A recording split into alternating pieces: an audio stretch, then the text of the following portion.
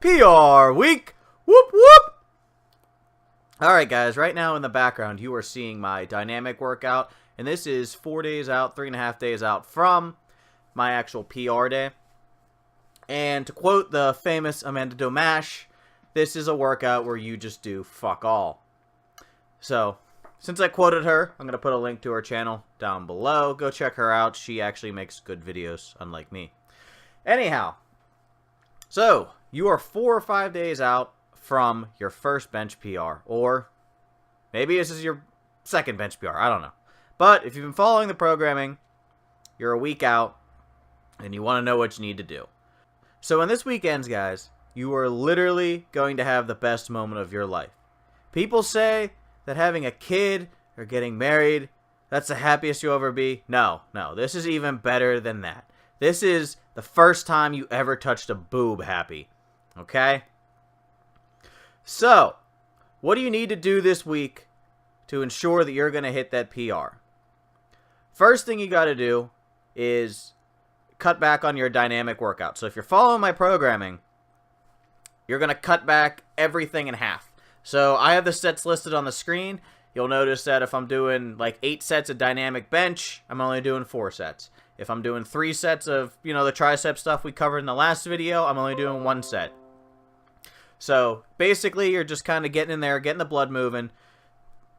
You're not killing yourself. You're not going to get stronger at this point. Your technique's probably not going to get better. At this point, you're just doing it because you enjoy working out. That brings us to what you need to do the rest of the week.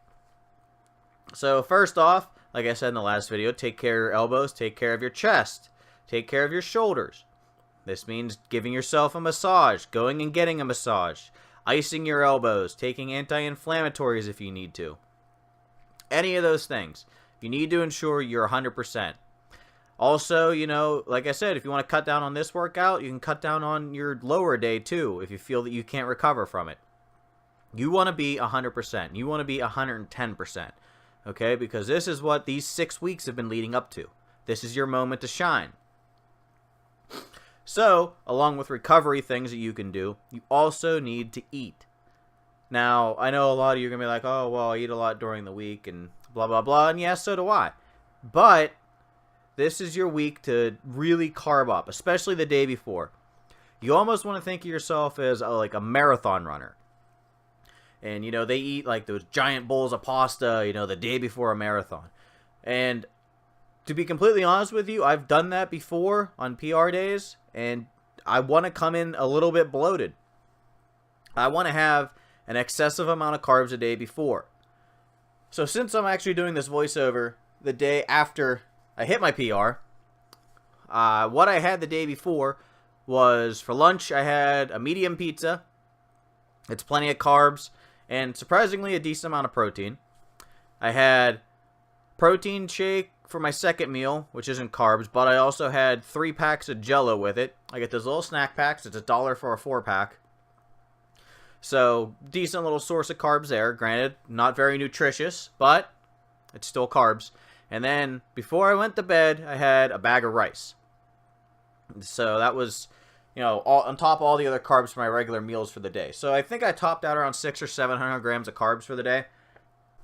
Like I said, carbing up, putting, glycogen in the muscle, having extra energy, more than what I need. Alright, so, let's say you've done all these things. You've taken care of your chest, your shoulders, your elbows. You've gotten a massage, maybe, heat pack, anti-inflammatories, all that stuff I mentioned. You ate your food, you're good to go. PR day comes.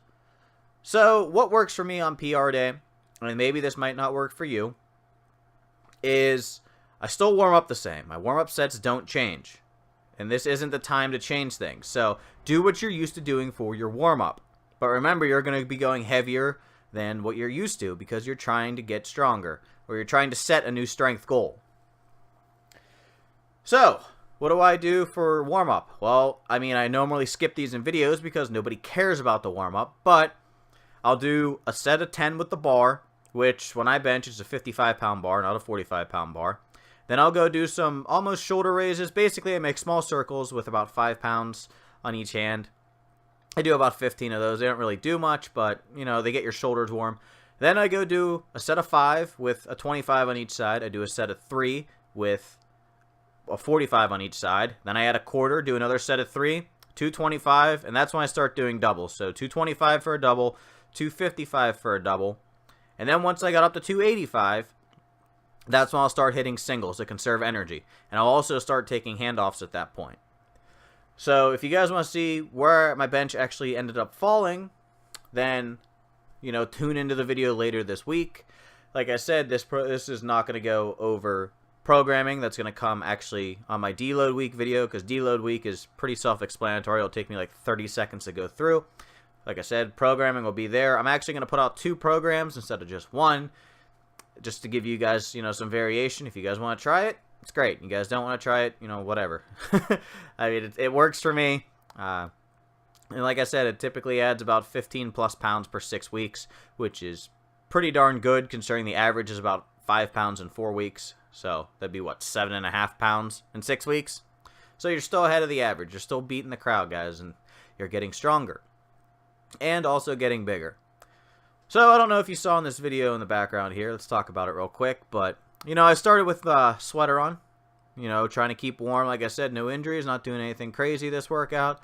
And, you know, it's considerate to other gym members, because once the muscles come out, guys, people are going to get moist. There's no other choice. So I didn't want to create a slippery when wet environment in the gym. But, like I said, easy workout in the background. Hope you guys enjoyed these little tips. Make sure to check out my PR video and come back next week for the programming and, of course, deload week. All right, I'll see you guys.